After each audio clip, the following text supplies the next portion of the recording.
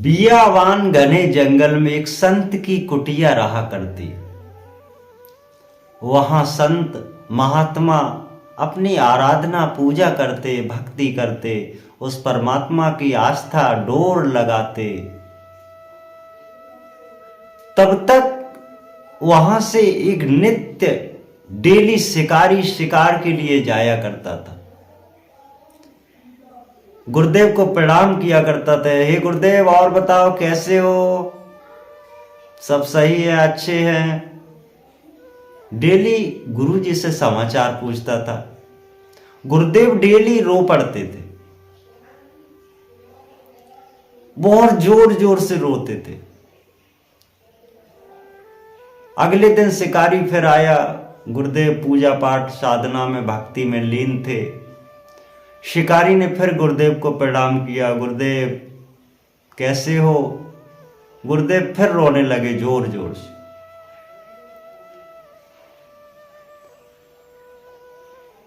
जब 8-10 दिन ऐसी क्रिया को देखते देखते शिकारी को हो गया, शिकारी के मन में एक विचार आया, क्यों ना गुरुदेव से पूछा जाए, इस संत से पूछा जाए, महात्मा से पूछा जाए, क्या बात है? जब हम हाल पूछते हैं आपसे तो आप रोने क्यों लगते हो?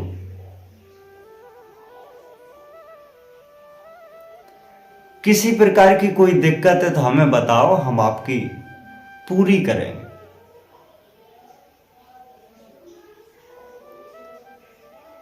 किसी भी तरह करें, कैसे भी करें, हम आपकी जरूर सुनवाई करेंगे। मुझे बताओ क्या बात है? गुरुदेव ने कहा, बेटा तुम अपना काम करो, जो काम करने जाते हो अपना अपना काम करो, हम अपना काम कर रहे हैं। काम काज बिराजियां कामई से सब होए, काम काम से सब काम बने, कामई से सब होए। संसार में काम करना है, आपको भी घर का काम करना है, हमें भी अपना सत्संग का काम करना है, हमें भी अपना परमात्मा का ध्यान का काम करना है। ये तो सारे सब काम है संसार में। शिकारी बोला, नहीं गुरुदेव बताइए आप, हम आपकी अवश्य पूर्ति करेंगे। क्या बात है? गुरुदेव ने कहा, हमारा एक मित्र खो गया है, उसको खोज करके लाना है। कि क्या नाम है उसका? बोले कान्हा नाम है, कान्हा। कि ये कहां मिलेगा? बोले ये हम जानते तो हम कब के यहां जंगल में विराजे हुए बैठे हुए कब के पाले थे, लेकिन आपको खोजना है तो आप उसको खोज करके लाइए, क्योंकि आप डेली शिकार के लिए जाते हैं, घूमते हैं, भ्रमण के लिए जाते हैं। आपका पूरा जंगल छना हुआ है, आप पूरे जंगल में भ्रमण करते हैं, आपका कोना कोना देखा हुआ है, तो आपको उसको कहीं ना कहीं अवश्य खोज के लाएंगे। शिकारी बोला कि महात्मा जी वास्तविक इसी जंगल में है? कि वो हाँ, इसी जंगल में। खोजो।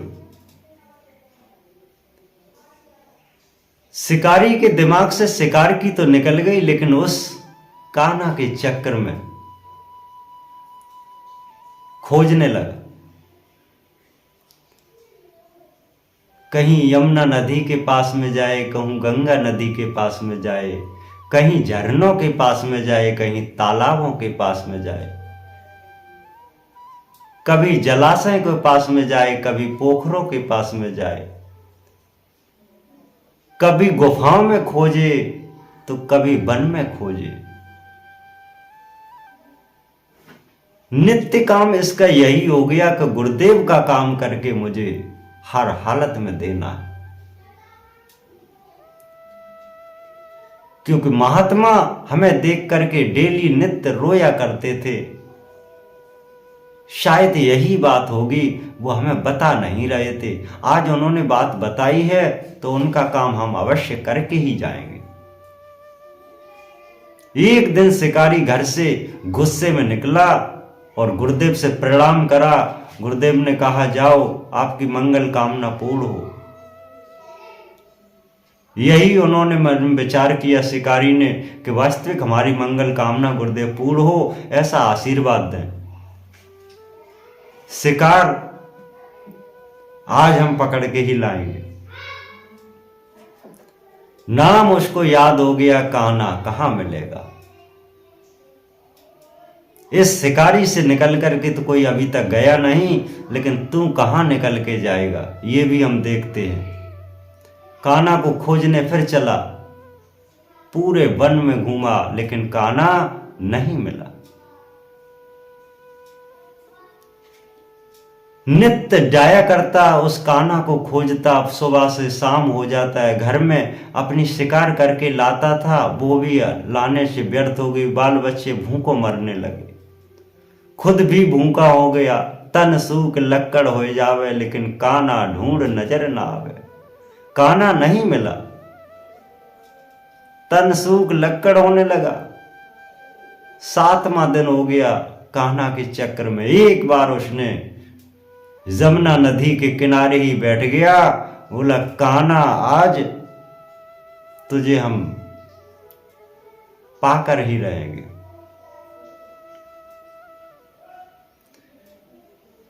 बैठ गया। गुरुदेव ने कहा कि कान्हा एक बार यमुना नदी के किनारे आता है दिन में। शिकारी के मन में विचार आया कि गुरुदेव ने कहा है कि कान्हा एक बार यमुना नदी के पास में से गुजरता है, आज यहीं बैठेंगे। अब एक दिन कान्हा नहीं आया, दूसरे दिन नहीं आया, तीसरे दिन कान्हा को आना पड़ा। वेश रूप बनाए के वेश रूप बल खाए, आया शिकारी पास में, कहा विपता हमें बताए। शिकारी से कहने लगे, तुझे क्या आपत्ति है, क्यों परेशान है इस वजह से, किसको खोज रहा है। बोले, हम कान्हा को खोज रहे। बोले, उससे क्या करना है। बोले, संसार में हम सभी शिकारियों को पकड़ा है, सभी शिकारों को पकड़ा है, लेकिन हम अपने गुरुदेव के कान्हा एक शिकार है, उसको भी पकड़ने आए। तो बोले, हम ही हैं। कि तू है, तू कैसे है।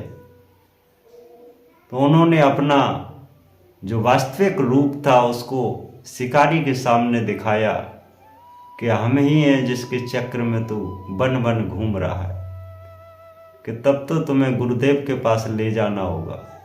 कि कैसे, कि ऐसे नहीं, जैसे शिकार नित्य ले जावे वैसे ही तोए आज ले जावे। जैसे शिकार को हम डेली ले जाते हैं, जाल में बांध कर जाल में कस लेते हैं, वैसे ही तुझे आज ले आए। कहीं भाग गया तो उन्होंने कान्हा को जाल में बांध लिया, अपनी पीठ पर लटका लिया और चल दिए। चलते चलते चलते चलते चलते चलते वनोपस्थान गुरुदेव के पास में पहुंचे।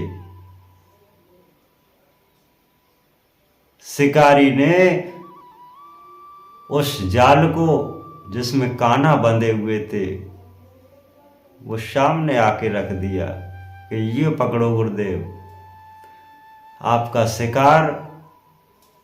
आज 11वां दिन हो गए तब इसको हम पा पाए।